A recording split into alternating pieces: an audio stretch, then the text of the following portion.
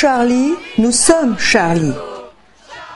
Bonjour, c'est par ces mots que nous avons choisi de débuter ce magazine dédié cette semaine aux victimes de la fusillade de Charlie Hebdo. Nous y reviendrons dans cette édition.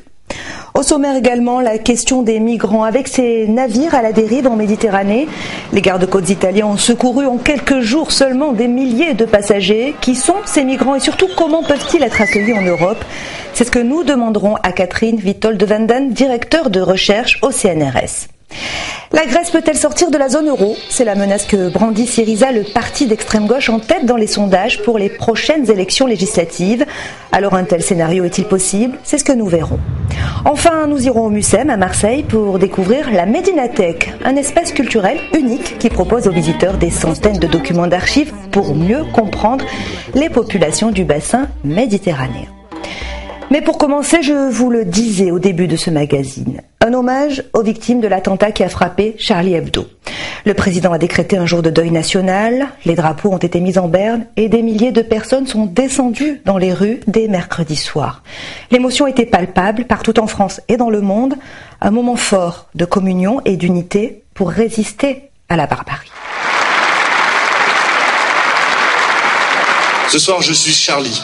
Ce soir, nous sommes tous Charlie. Je pense que de se rassembler nombreux comme ça prouve qu'ils ne font pas peur et qu'ils peuvent faire ce qu'ils veulent, on restera toujours debout.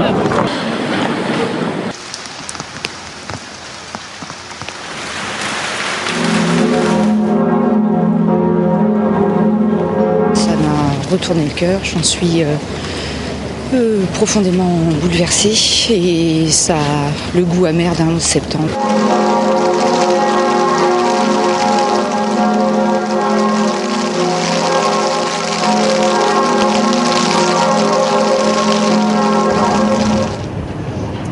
On ne peut pas ne pas être là. La démocratie est en jeu, c'est très important.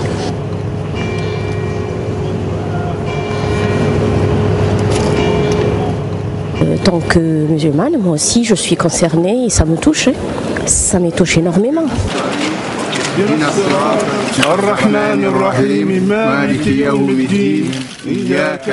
Ce sont des criminels, des barbares, des sectes, de tous les propos. Ils ont perdu leur âme. Ce ne sont pas des musulmans, on ne peut pas les qualifier.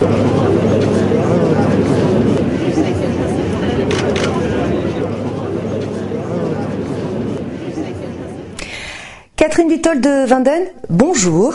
Bonjour. Merci d'être avec nous. Vous êtes directeur de recherche au CNRS et spécialiste des questions migratoires. Alors on vous a invité aujourd'hui pour nous parler de migrations internationales. Mais avant, quel est votre sentiment après cet attentat qui a frappé Charlie Hebdo? Alors moi j'ai été agréablement impressionnée par le sursaut républicain, puisque c'est comme ça qu'il s'intitule, suite à cet attentat odieux.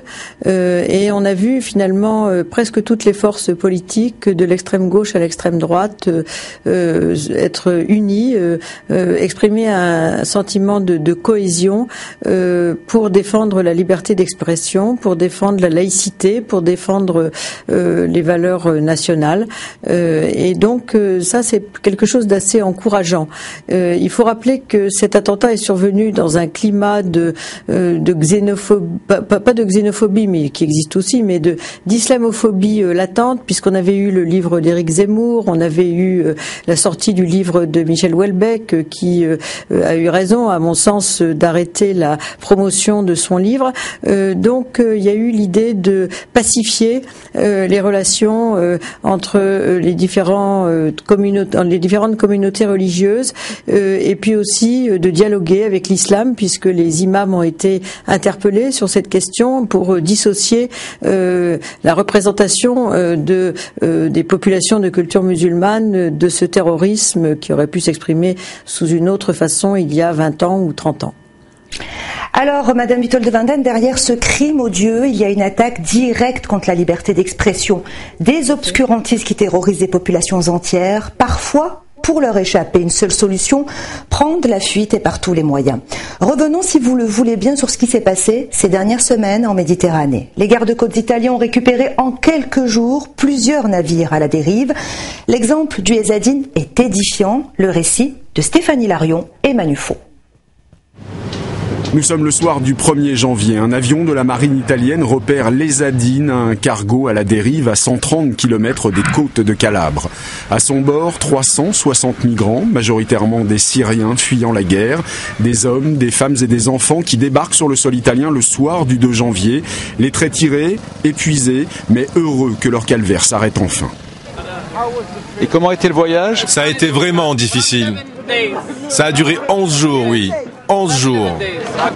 Ces gens ont passé au moins 5 jours sans manger, sans électricité. C'était vraiment très éprouvant. Et pour se rendre compte de leurs terribles conditions de voyage, il faut monter à bord. L'Esadine est un cargo de transport d'animaux. Des centaines de migrants étaient entassés ici dans le froid et le vent. Les autres parqués dans le noir, à fond de cale. Un voyage en enfer pour lequel tous ici ont déboursé entre 4 000 et 8 000 euros à des passeurs. Des passeurs qui, comme nous l'explique cet homme qui a souhaité rester anonyme, utilisent les réseaux sociaux pour remplir les bateaux. Des gens sur Facebook m'ont dit « On a ce bateau, veux-tu venir avec nous ?» On a ensuite parlé à un homme sans voir son visage et il a dit « C'est 6 000 $ par personne ». On m'a même dit « Tu auras une suite sur ce bateau ». Mais le premier jour, à bord, ils m'ont mis un pistolet sur la tête et ils m'ont dit « Donne ton argent ou bien on te tue ». Depuis le 22 décembre dernier, ce sont plus de 2000 migrants qui ont ainsi débarqué sur les côtes italiennes. Tous ont été conduits dans des centres de premier accueil répartis dans tout le pays. Une première étape vers une nouvelle vie. Avant de retrouver notre invité, je vous propose un autre reportage pour mieux comprendre le périple de ces naufragés en mer Méditerranée. Qui sont ces migrants qui fuient leur pays? Combien déboursent-ils pour embarquer dans ces cercueils flottants? Et surtout, comment fonctionnent ces filières clandestines? Franck Genozo a retracé le voyage de ces cargos. L'image est impressionnante. Des centaines de Syriens massés sur le pont et dans les cales de ce navire a résonné le 22 décembre. Le premier de la série de 3 cargos interceptés par la marine italienne en l'espace de 10 jours, avec à bord souvent de nombreux enfants. D'où viennent ces cargos? Nous avons retracé le voyage de ces 3 bateaux, remonté la piste. Leur trajectoire provient immanquablement de la même zone. Un triangle qui se dessine entre Chypre, la Turquie et les côtes syriennes. C'est là que les passeurs font embarquer les clandestins, des Irakiens et surtout des Syriens fuyant la guerre. Le voyage se fait dans des conditions épouvantables, comme le montrent ces photos. Ce trafic est-il lucratif? Oui, et même on peut le dire, très lucratif. Un cargo de cette taille mis à l'eau dans les années 60 se négocie à partir de 200 000 € pièce, mais un passeur transportant 500 clandestins au prix de 5 000 € par personne, en poche 2,5 millions d'euros. Une excellente affaire, 12 fois la mise de départ. Pour les chefs de réseau et l'équipage qui se sont, dit-on, volatilisés ou cachés parmi les clandestins. Est-ce un phénomène nouveau? Non. Au début des années 2000, des cargos chargés de réfugiés kurdes se présentaient face aux côtes européennes. Celui-ci s'était même échoué sur les rochers français en 2001, près de Saint-Raphaël dans le Var, avec 900 personnes à son bord, dont 300 enfants. Là aussi, l'équipage avait mystérieusement disparu. Mais le rythme des arrivées atteint désormais un pic historique. En 2014, la marine italienne à elle seule a intercepté ou secouru plus de 400 migrants par jour. Alors Madame Vitol de Vinden, nous venons de le voir, ces migrants payent cher, très cher même leur traversée et parfois ils n'ont pas la chance d'arriver à destination. Pourrait-on éviter ces drames? Et l'Europe, avec son opération Triton lancée en novembre dernier, s'en donne-t-elle les moyens? Alors pour rappeler les choses, Triton a pris la suite de Mare Nostrum, une opération qui a été gérée par l'Italie pour venir, disons, en soutien, en sauvetage aux morts en Méditerranée suite à un drame qui s'était produit en octobre 2013, 364 morts au large de Lampedusa.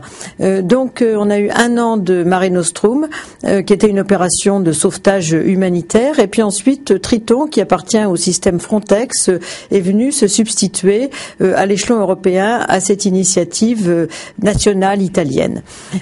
Triton, c'est quand même aussi le contrôle des frontières. Et aujourd'hui, la difficulté, c'est que la question des migrations, des flux migratoires est gérée par l'Europe essentiellement en termes sécuritaires. D'où une très grande frilosité pour accueillir ces personnes qui, pour beaucoup, sont des personnes qui entrent dans le droit d'asile, si j'ose dire, même si toutes ne sont peut-être pas dans les catégories du droit d'asile comme persécutées individuellement. C'est la suite des crises de la Corne de l'Afrique, de la Syrie, de l'Érythrée, de toute une série de régions qui sont dans une situation très grave aujourd'hui, le Soudan aussi.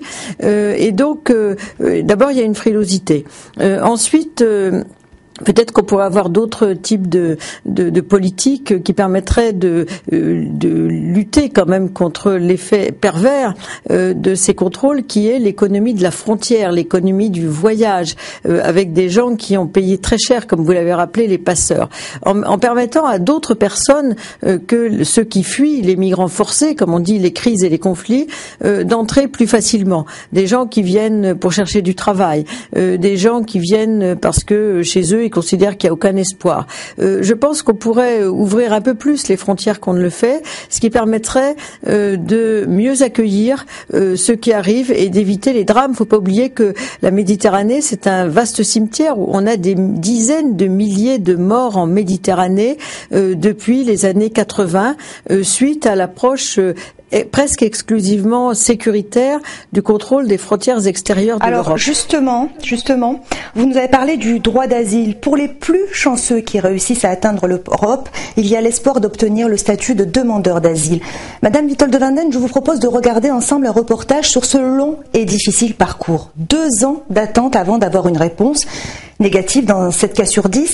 On en parle tout de suite après.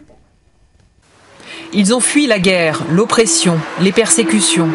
C'est en tout cas ce qu'ils affirment. Pourquoi vous avez décidé de quitter la Syrie en 2014 ? Je suis partie parce que tous les chrétiens se faisaient assassiner.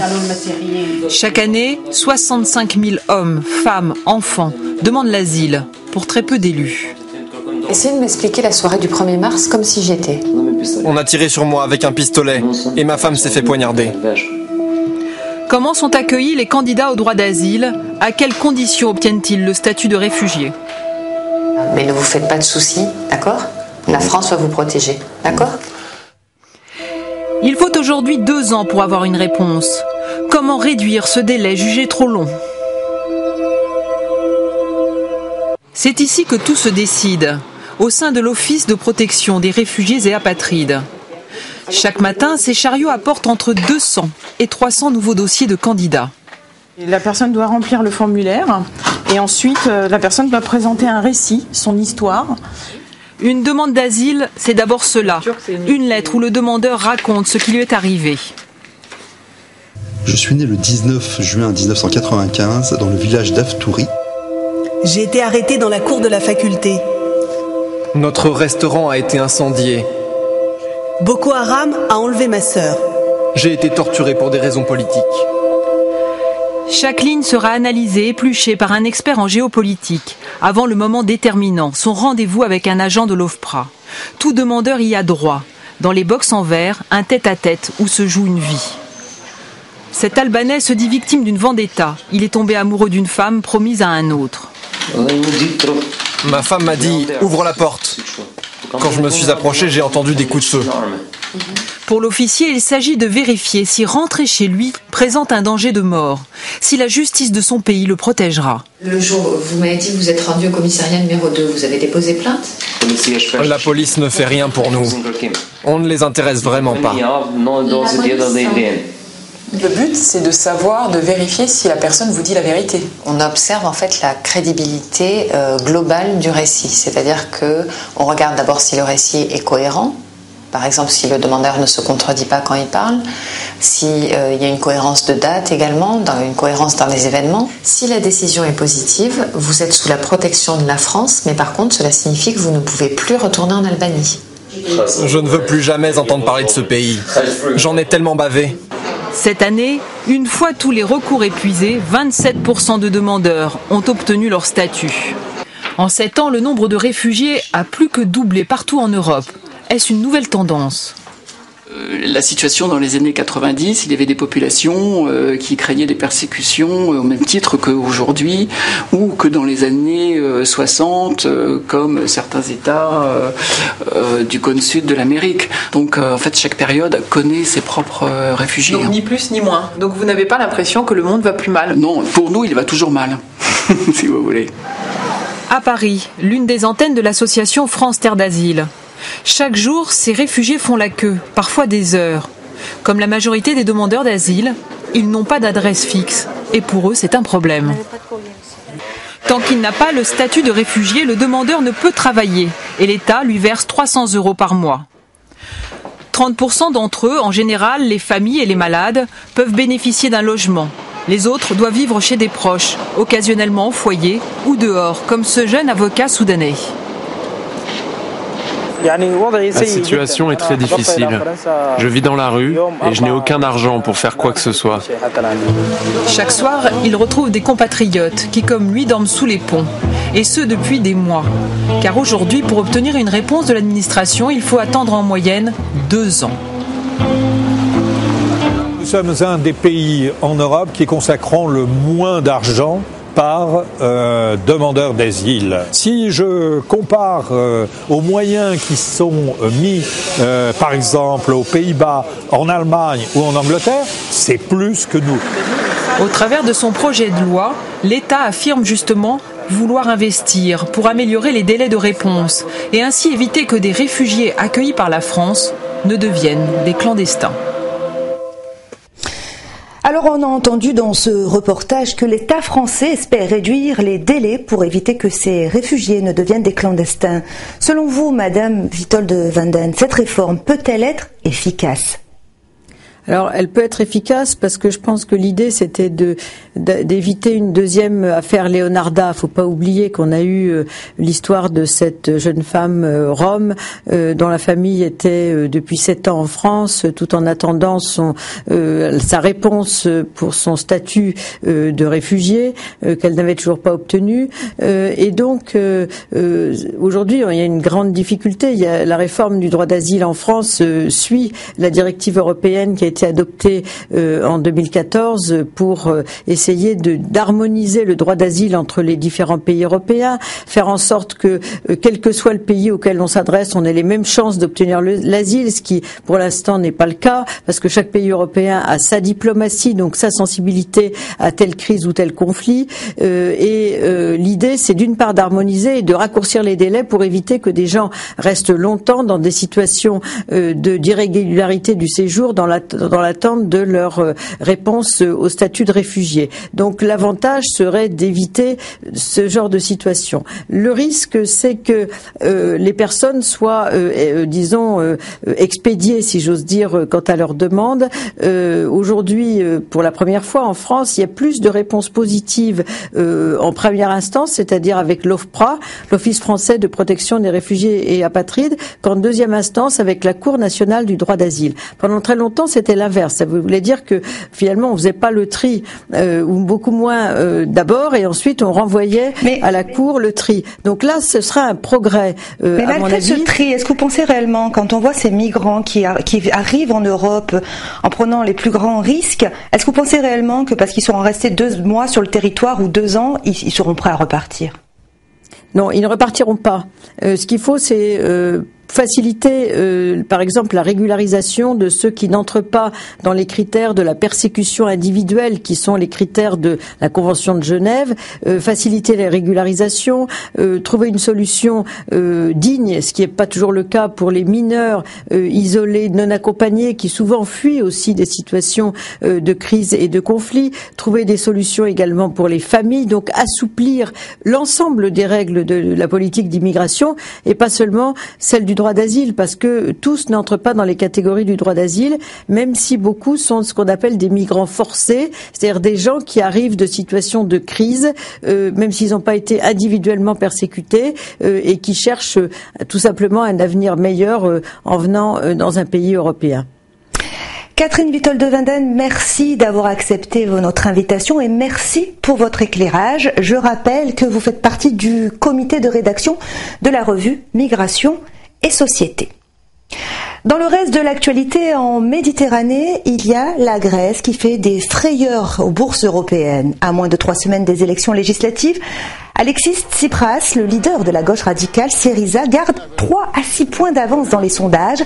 Ce parti promet, en cas de victoire, d'en finir avec l'austérité et menace de sortir son pays de la zone euro. Alors, si un tel scénario se produisait, quelles en seraient les conséquences ?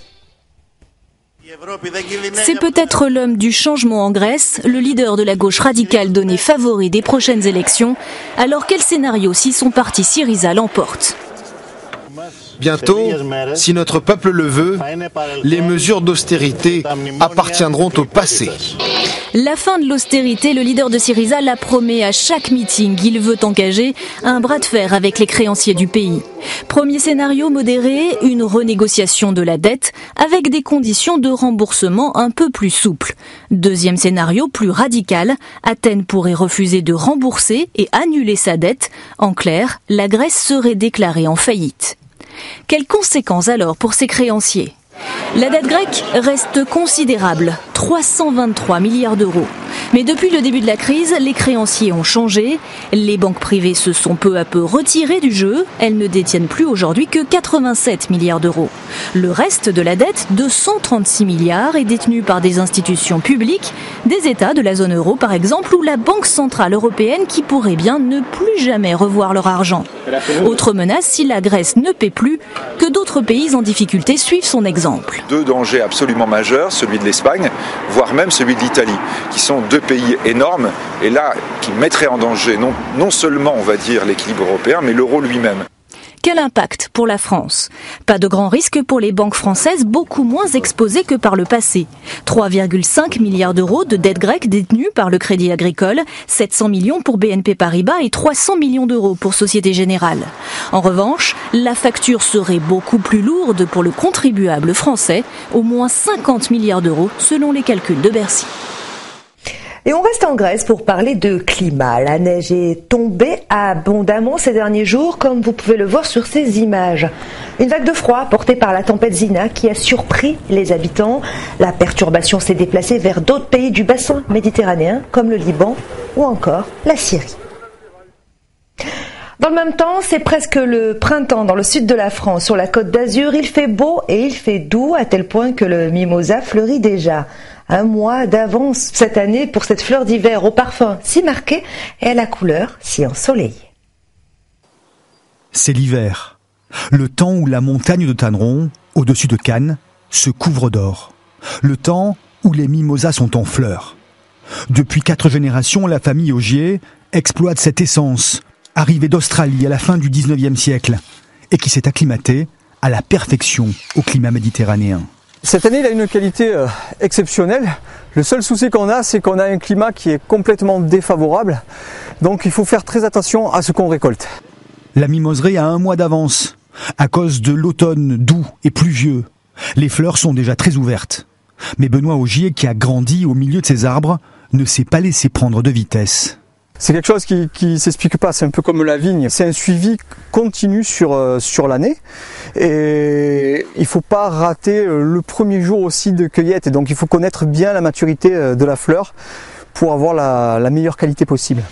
Quand le mimosa est coupé, les hommes n'ont qu'à descendre la colline pour arriver à la forcerie, la ferme du mimosa.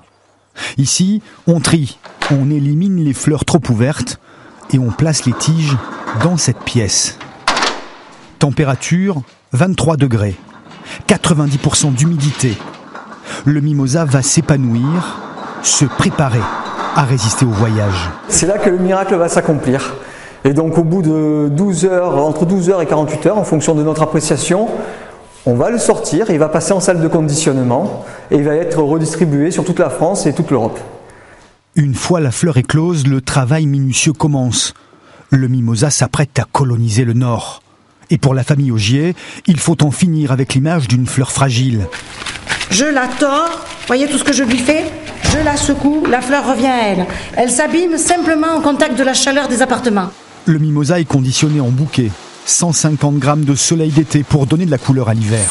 Ici, on en voit partout, donc ça nous paraît plus commun, mais là-haut, à Paris, tout ça, dans la grisaille, c'est super.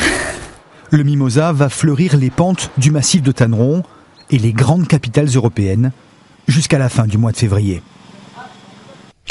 Je vous emmène à Marseille à présent, au MUSEM, pour découvrir un patrimoine d'une richesse exceptionnelle.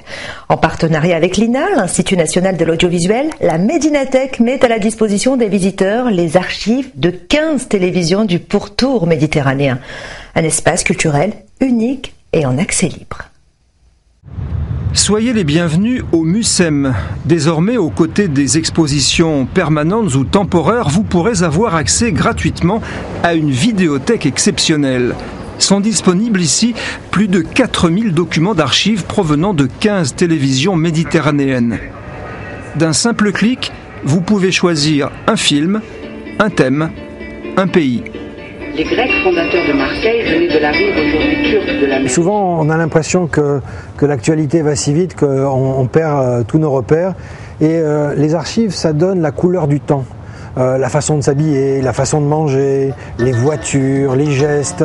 Et donc, cette dimension-là, n'est pas une dimension rétrospective, vintage, passéiste, pas du tout. C'est une façon pour un musée des civilisations de comprendre les modes de vie du passé pour mieux se projeter dans l'avenir. Dans ces boîtes se trouvent près de 40 000 heures d'images d'archives. C'est grâce à un partenariat avec l'INA, l'Institut national de l'audiovisuel, que cette médinathèque a pu voir le jour. Grâce au MUSEM, les trésors de l'INA deviennent enfin accessibles au grand public.